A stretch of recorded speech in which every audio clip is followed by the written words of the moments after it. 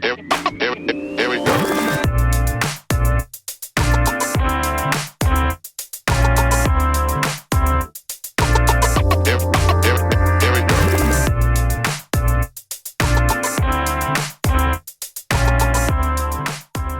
And we're live. Another episode of The Oddest Couple. I'm Felix Levine with John A. Light, and we have two very interesting guests today here.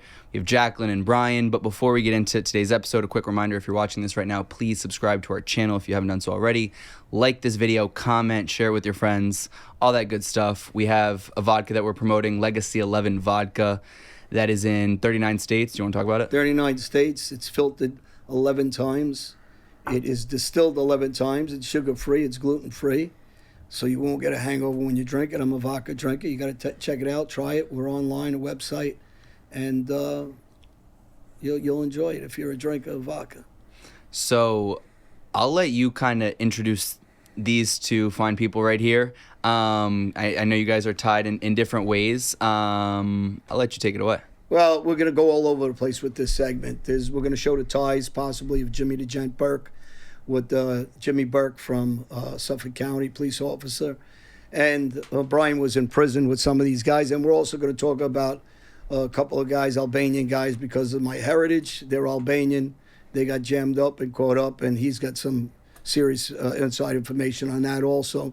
And we're going to talk a little bit about what we always talk about, Epstein, and the conspiracy, the murders behind. It was a suicide or murder. My belief, he was murdered. And Jackie's been following and doing work on a lot of these cases and other cases that we're all going to discuss. So I guess we could start with Jackie. You can introduce some of the stuff that you're working on, then we'll get into Brian's view of firsthand information. Sure. So I'm from Suffolk County, and Suffolk County, the biggest story for 12 years has been the serial killer and how he was not caught and not really, there wasn't a lot of urgency around looking for him. So now that we finally have a suspect in custody, people are kind of revisiting this whole Lido 10 Beach, 10 years, the Gilgo Beach serial killer. So we have a suspect, but there's still a lot of kind of unanswered questions about why the police sort of didn't arrest him earlier. Was it incompetence? Is there more? So that's kind of what everybody wants to know. So that's kind of like the holy grail of Long Island right now. So that's something I've been looking into for a long time. And along the way, I found out that my friend Brian, who I know from other friends, happened to have been in prison with Jimmy Burke, and also other people, that sort of a crazy crew that they had in prison. So it's kind of an interesting story, all these stories converging. Let me hold you up one second. Could you tell us who you were with in prison so the Yeah, people hi, my listen name is and know? Brian. I was in a federal prison with Nick Totaglione, Chief Jimmy Burke. Another guy's name was Besnick. He's the Albanian. He was a police officer also. He's the one that just got caught up and got the 14 years, correct? He did his time. Yeah, I can get more into detail with that if you guys Okay. want. But he was involved in a conspiracy case, so you know. Okay. What is your story, I guess, as much as you're willing to share? Yeah. Because a big theme of this show, obviously, John's story Sure. is, changing your life. Yeah. Obviously, that's a big part of who you are now. Well, Brian was on a good path, went on a bad path, went back on a good path. Right. So I'm curious to hear your story and your background and how you My obviously... background is I was a police officer in New York City for 5 years, from 92 to 96. I resigned in 96. I went to FDNY. I was at 9/11, and I'm out disabled from 9/11 since 07. And after getting out of the fire department, I had problems with drug addiction and PTSD, and it was involved in other stuff. And I ultimately ended up in federal prison for gun charges. We moved that a little And closer. That's good. ATF thought I was gun trafficking, and I was caught with firearms, so that's why the feds ended up picking my case up. And I ended up in the unit with these guys because of, we're all ex-law enforcement. It was a certain unit with guys who were like gang guys who were leaving gangs and high-profile cases and just people they didn't want with other people for whatever reasons. So there was a lot of interesting people came through there, So when you first were with the NYPD or a police officer, why did you resign in the beginning? I went to FDNY. Oh, went to okay. the fire department, yeah. Okay, and then why did you resign there? I didn't resign. I got out on disability from the 9/11. From the towers. 9/11, Yeah, I have okay. Breathing issues from the I towers. gotcha. And then I guess what was that transition after from that to the the stuff that ultimately got you in jail? The transition, you mean as far as how did I get myself Yeah. in trouble? Yeah. I mean, I don't want to say too much. You But know, whatever you're comfortable I was sharing. involved in cocaine and other stuff and firearms and stuff. So ultimately, that's how I ended up there. Understood. And then how much time did you do in total? I did 46 months, Wow. but I ended up And don't ask the wrong question because Yeah. you see the size. No, of it. I, We'll just grab your honestly, I neck wasn't. and snap Yeah. it. But just I mean, don't. Felix, the I federal think you could system, snap me in about 2 seconds. the federal but yeah. system is really complex. Yeah. And even being a police officer, like if you have the wrong combination there, Right. you could get 15 years easily, Wow. 20 years for street level type crimes. So I'm curious, how did Yeah. that then influence your case with having that past, Well, the reason my case came about is ATF contacted me. It came to my house in 2012 that I allegedly bought machine gun parts from overseas. And that's how the case originated. Then I had other charges. There were state charges. And I did county time on some of them. And the feds, I got caught with a gun on Suffolk probation, state probation. And my PO, I don't know if ATF told my probation officer to keep an eye on me, but I definitely wasn't keeping the lowest profile. I was wearing like a $32,000 Rolex, like a $6,000 bracelet, driving a Range Rover. So he thought I was probably doing something. Plus, I don't know what was said behind the scenes. And ultimately, he caught me with a pistol. And then the feds indicted me on that. They re-indicted me on gun charges I had in 2014. And yeah. And you ended up in. It was when ATF came and got me. I didn't know I was federally indicted. My PO, I did think, because he asked me about 2 days before ATF sent their SRT SWAT team to my house. They do like 200 high-risk felony warrants in the United States, so I was one of them. And it was pretty movie-like. They threw flashbang grenades into my house. wow. They had all decked out in all the military gear, Ops Corps helmets, M4s, So that was kind of intense, They had a dog, Belgian Manalese, is like the dog the military uses. They call it a fur missile. What were your thoughts when that was taking place? Did you? Well, I usually wear Expect earplugs to it? go to sleep because I wake up really easily. And I heard an explosion, and I jumped up out of my bed, and I thought I was having a bad dream. And I'm like, what the fuck is going on? And then I hear like outside like a radio, like 6-5. I'm like, oh man, something bad is happening. I hear police, and the door came down. And I opened my door to my bedroom and looked down the hallway. And like a movie, I see two guys. They have a military laser they use called PEQ 15. It's got two settings, an IR laser setting and a red setting. They have the red setting on. I'm like, what the hell is this? And when I came down the hallway and they prone me out on the floor, I see all these guys fanned out in my living room, and the dog and the smoke alarms are going off in my house. And I'm like, all right, these are the real dudes. I remember standing there. One dude was standing there with his M4 like slung, and I'm with a toothpick in his mouth. And I'm like, all right, this is pretty badass. These guys are like the Navy SEAL dudes, Yeah. And then they went out, and the regular agents came in, and they're like, and I'm like, they're like, you're indicted for 2016. I'm like, okay. And they're like, you're indicted for 2014. And most people don't realize. I'm like, well, how are you going to do that? The feds and the state are two separate sovereigns. So that's legit. Now I know that after doing federal prison. And how? So when did you get out? I got out in 2019. Okay. Yeah. There was May 24th, 2016. I went in. Okay. Yeah. And because John and I always on our show we talk about the rehabilitation process back into society after and Oh yeah, there's none. Yeah, I mean, right. no, actually, they send you to outpatient. They sent me for PTSD counseling. So, I was diagnosed with that also, so I know what Yeah. you're going through with Yeah. that. We have a lot of veterans on that also. Yeah. We talk about the PTSD and how to get through it. Yeah, So one it's of cool my- that you're bringing it up because I like a lot of people that follow us. Yeah. I I mean, actually, my two counselors were excellent in the place they sent me. One of her name was Jean. She worked with the veterans, a lot of veterans for the VA. And I remember once I asked her, I'm like, Jean, and I was on, probation, but really parole for 3 years. I said, how long am I going to be here for? And she just started laughing. And I'm like, okay, I guess I'm going to be here for a while. I'm not going to be here for like a month or two. But I mean, yeah, that part was good. My probation was really, federal probation was really decent with me too. My POs were good with me, probably because of the fire department stuff. Yeah. Like I did 6 months. I did 6 months of the recovery, of a 9-month recovery. So they knew, like, obviously it impacted me. Right. But you're still training, obviously. Yeah, and no, I'm still in saying good as shape. far as with the towers, yeah. Yeah. Yeah, I mean, I have the breathing problems, but I have my inhaler. I have it in my pocket right now, my inhaler, so I'm good. So let me ask you, just because Mm-hmm. of so many people we're going to be talking about, I want the people that are watching us to follow us. Tell us the connection between Jimmy Burke, the police officer, and Jimmy Burke, the gangster that I speak about, that was involved with the movie Goodfellas and with Don's Heist and all that. And you knew some of his family. Yeah, I was very growing good up. friends with the son. I was one of my So Very as of different. now, the only connection are rumors. But there have been rumors going back to the 1980s, like largely among NYPD officers who worked with Chief's father in the 7-5. Right. And his grandfather also was in the 7-5, which is, so there's been longstanding rumors that Jimmy the Gent Burke was his adopted uncle. So you know how Jimmy the Gent had an adopted family that he became his family that he loved. He changed his name from Conway to Burke. Conway, right. Right. He's Jimmy Conway in the movie, but he really was Jimmy the Gent Burke. Right. So he took on the name Burke because that was the first family that he was an orphan and had really shitty foster families his whole life. He was abused sexually, mentally, physically. And he's like around 13, 14, lands with a family in Rockaway. And I believe also Ozone Park. We're not sure about that part. But that was the first family who was good to him. So he actually changed his name to Burke for them. And there are people, like originally a lot of cops, who believe that Chief Burks and the Burks that adopted the Gent are the same family. Are they police officers? They were, yes. Yes. That adopted, I'm talking about. We don't know. We know that Chief Burke's father was an NYPD officer and grandfather and half-brother. Okay. It's not, so but the rumors are that it's the same family. And that's what people have been trying to prove for 10 years. Okay. So it's still unknown. There's definitely a lot of Now- smoke around it, yeah. Brian, now I was involved with the son, Frankie Burke, and Sure. involved with serious crimes with him.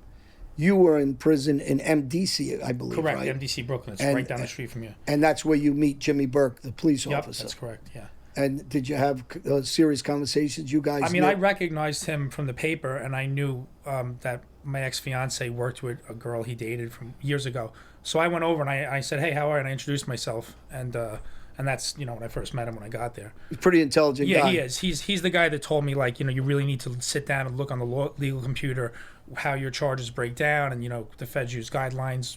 How they sentence. They usually don't go out of that unless you cooperate. Yeah, I spoke to him on the phone for a while. And he's definitely an intelligent guy. He's a personable guy. I really liked him a lot. So what's interesting is that the girlfriend that knew his ex-fiance, there was just a radio show. Do you know Frank Morano has a radio show? yeah. So if you listen, I think I know who that guy so there's is. a guy named Guy Malone who went on that show recently. That was his wife, and she was cheating on him with Jimmy Burke when he was a sergeant detective. And this guy Malone tells a whole story, right? This is his story that he has some corroboration for, that she was prostituting and Jimmy Burke was like her pimp. So that's the story he tells. That's the girlfriend that his ex-fiance knew, which is kind of a funny story. Now, when you're in prison with these guys, yeah, I want to get to the Epstein part. right. Who was supposedly rumored that they were supposed to kill? Well, then Jim had left at this point, and now it's Besnick and myself, and Big Nick, who's Nick Totaglione, comes into the unit. He's a Briarcliff cop from upstate, and Big guy. Yeah, he's a big dude. He's like 275. Yeah, when he yeah, came he's in. an animal. Yeah, He's intimidating looking, yeah, he's big. And he came in, and and his case, it was a drug conspiracy, and 4 guys were killed and buried like 15 feet down on his property upstate that he was renting. So he comes in, and the connection there is Big Nick had gotten in trouble, and he got sent back to MCC, which is now closed, and he was on 9 South. 9 South is the SHU, which is the secure. You don't come out. You're locked in for 23 hours. And so Nick was supposedly in with Epstein, and the rumor was that maybe he killed him. I think Epstein was by himself when they found him, but they were together at one point while they were there. Did you ever hear the show I did on him? If you didn't watch it, because I was on that lockdown unit, and some of the things the DOJ said, well, not some, mostly everything he With the said cameras being was off and stuff. is, It's just and crazy. you're in prison. The counts, it's impossible for them to clear a count, Right. unless Yep. those counts. So they couldn't be sleeping. That's Right. nonsense. You can't cover the window right. up. And, yeah. So I heard the same thing about. You heard it firsthand. I mean, it seems really shady that obviously the guards didn't happen to check. The cameras were down. All the cameras are down. right. I mean, Is it possible they were covering up that they weren't doing their job, or you don't think that's... No, you can't. There is no doesn't- covering them not gotcha. doing your job.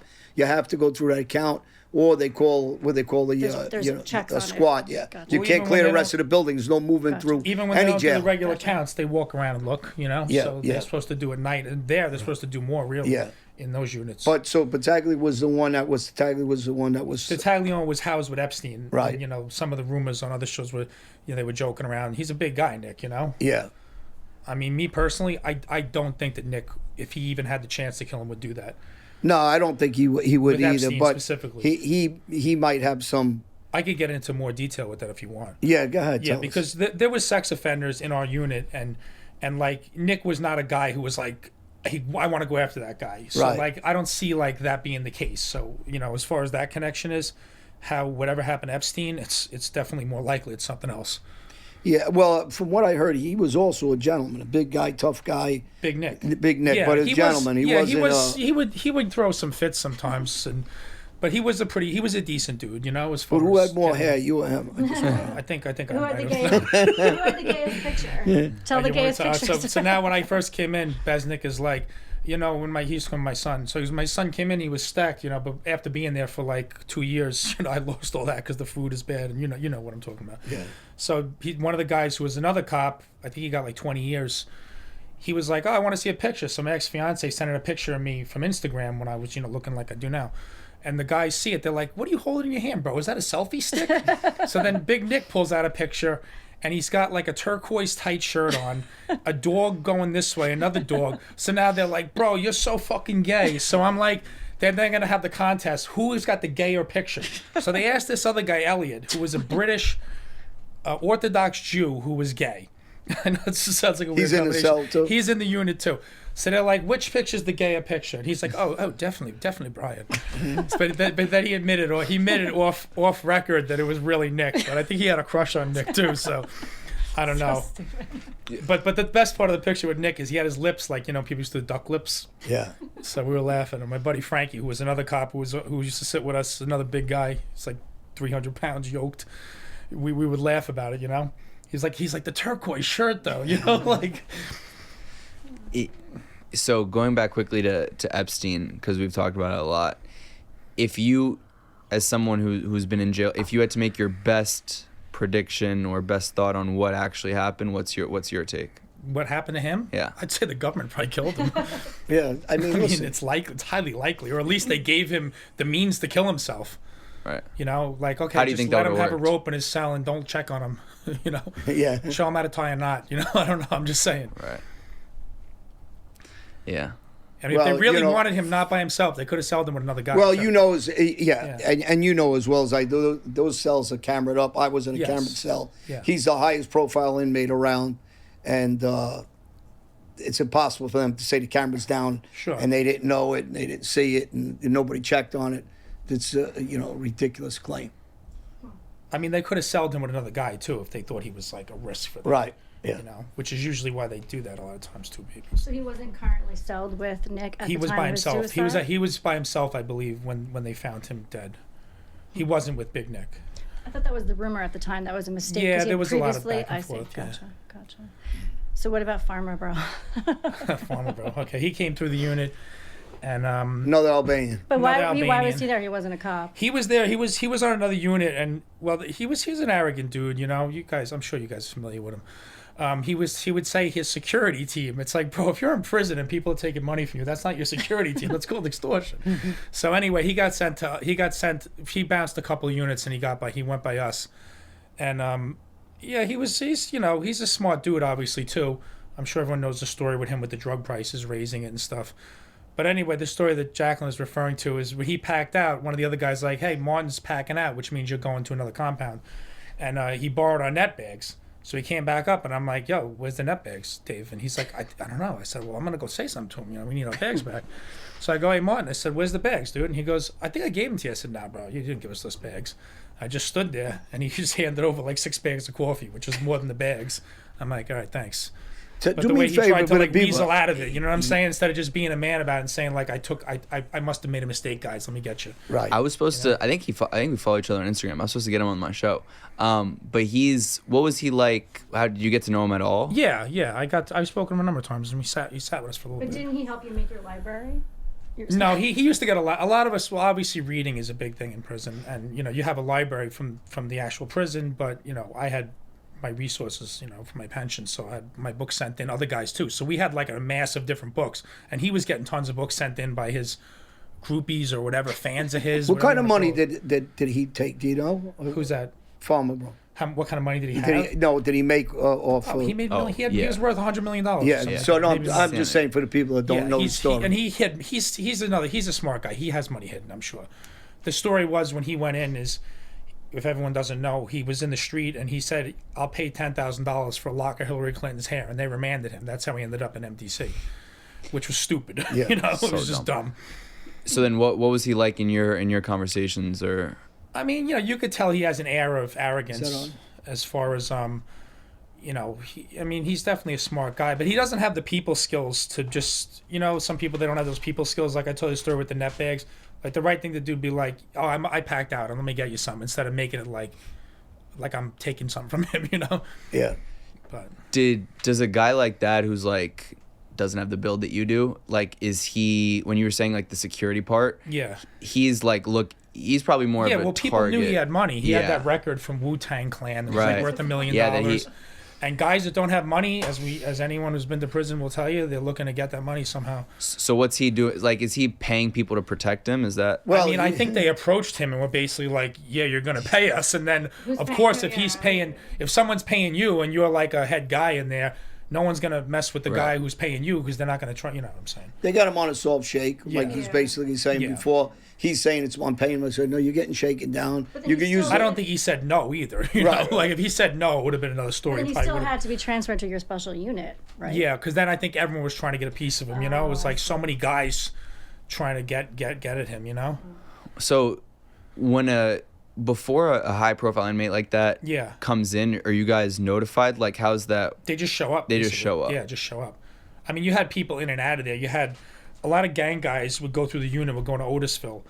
All these federal prison gangs, Aryan Brotherhood, Texas Aryan Brotherhood, Norteños, Sereños, MS-13. It was good because I got a lot of insight from these guys that did major federal prison time. And, a lot of people say club fed. Club fed is not true. If you're there's different custody levels. If you're in a camp, there's no fence around. If you have serious charges, violence on your charge, you're doing a big sentence, you're not going to a camp. Then you have a low. Then you have a medium. Then you have like a high medium. Then you have USP, which is United States Penitentiary. If you end up in United States Penitentiary, the one guy who I knew, he did a lot of state time. He did Attica. He told me, he said, "B, a federal penitentiary makes Attica look like a kiddie camp. You got to remember, you have the ideology of everyone in the United States in one prison, and you got all kinds of different gangs and different stuff. So, it's definitely politically wise different than like the state system in New York, especially. So what are you up to now that you've been out for 4 years now? Yeah. 4 years. Gym, tan, cats.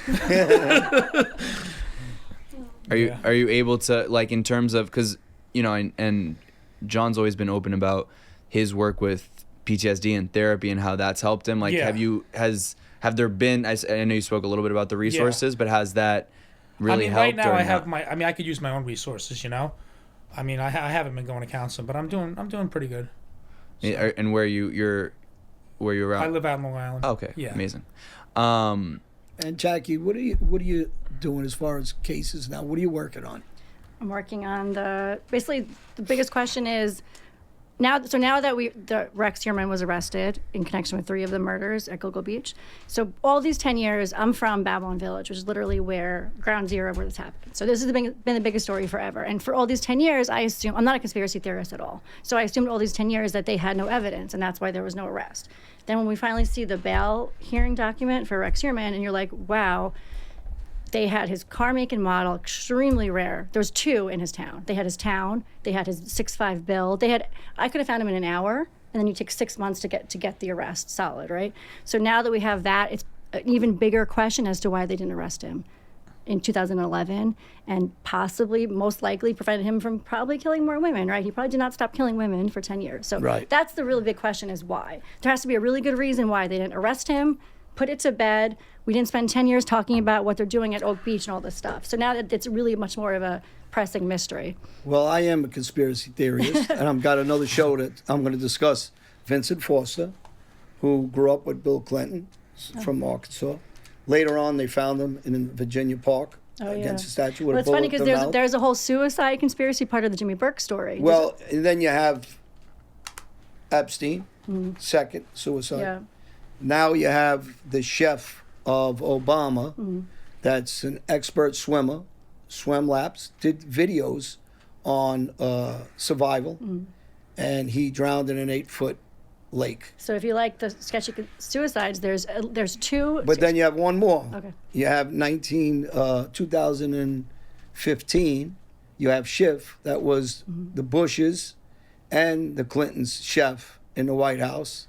And later on, he's found in New Mexico in an accident also pertaining to water, who was also a swimmer. That's funny. So And in I'm great shape. just for fun. So do you know what the odds of that from that? But it's funny because there's Right? two sketchy. You don't want to be friends with the Clintons. There's two sketchy suicides that involved friends of Chief Burke, and one killed himself the day they found a few weeks after Shannon Gilbert's body was found, and there's rumors that he had seen her as an escort, and he has a sketchy suicide in his car. So people have been on that for a long time. Then second person at the same business, the chef, another suicide.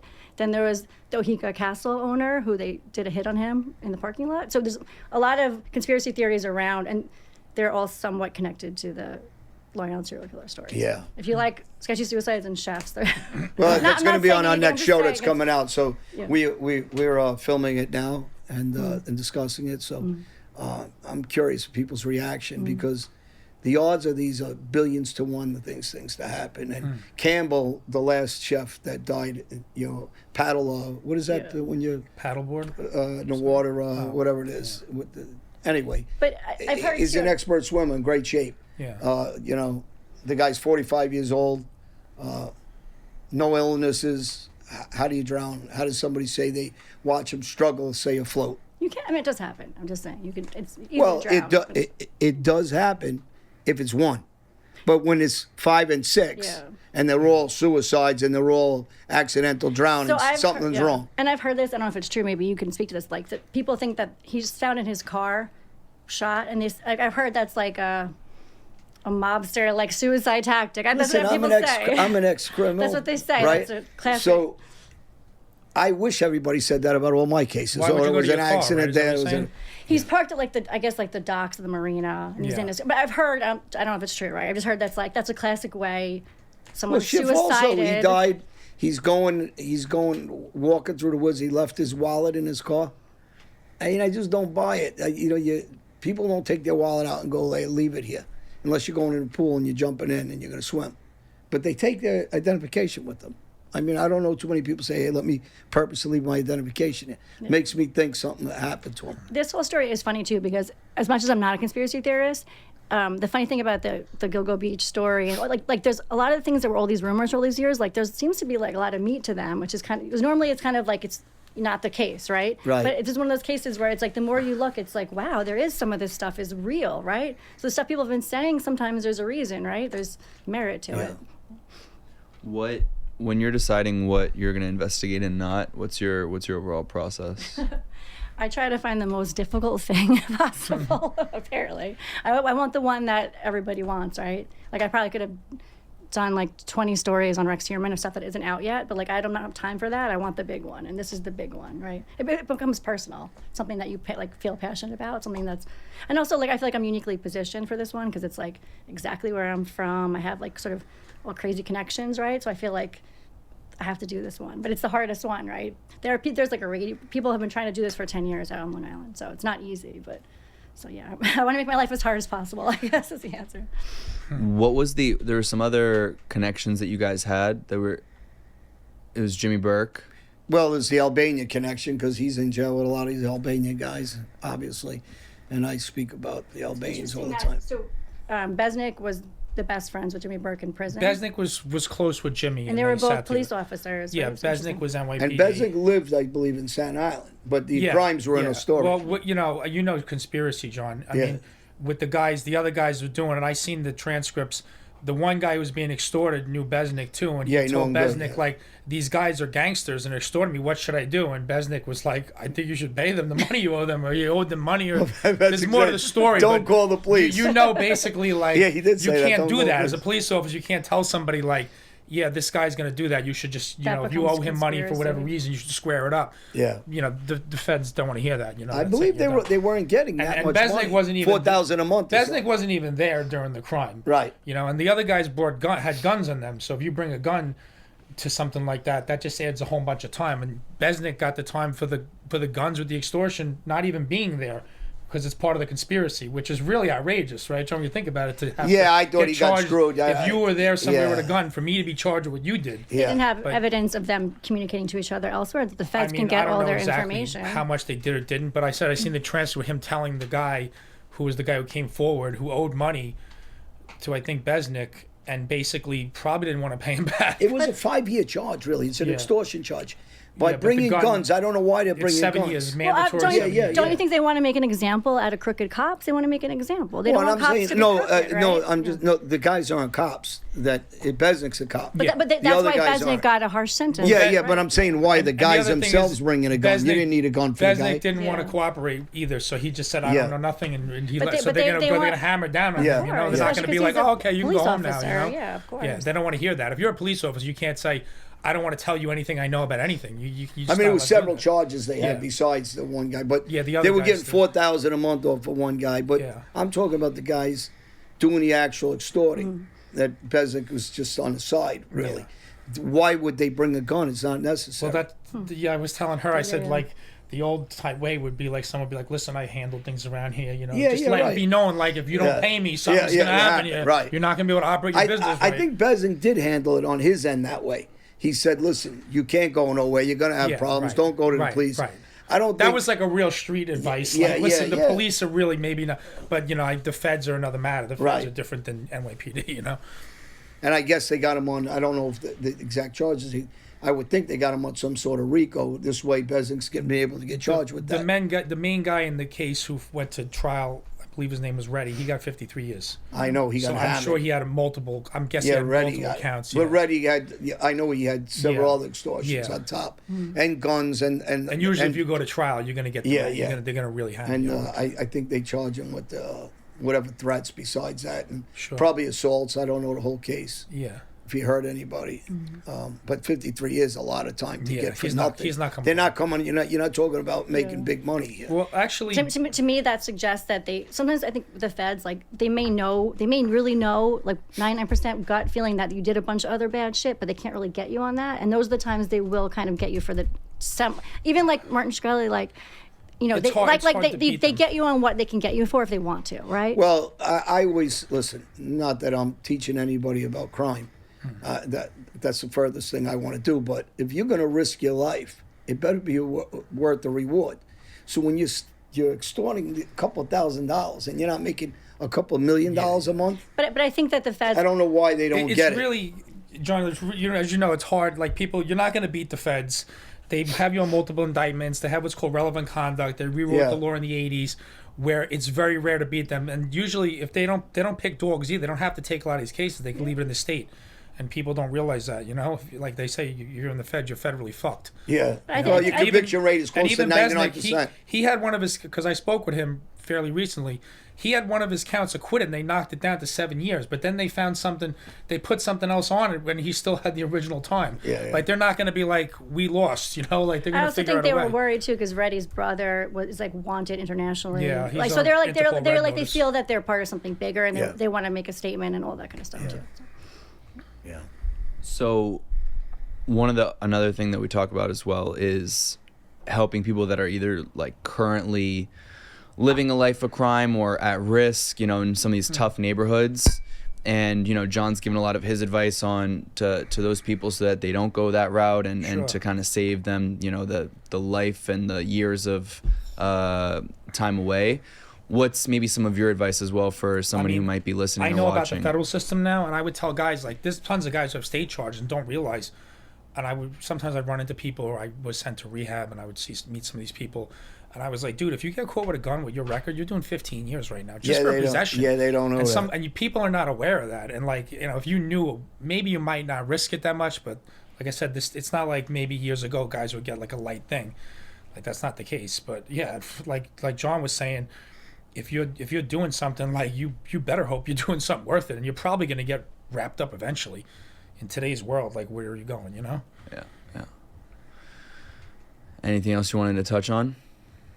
No, that said it all, I think. Right? Yeah. Is there anything you left out? I think we covered it. Yeah, Jack, really. Is there anything else? You know, just the senator's case. I want people to follow that, and I say the same thing. They got to go after these government officials the way they do gangsters. Yeah, sure. And they need term limits. I agree, John. And they need to get hit with racketeering cases if they're guilty and they're conspiring with groups of people and selling out our country.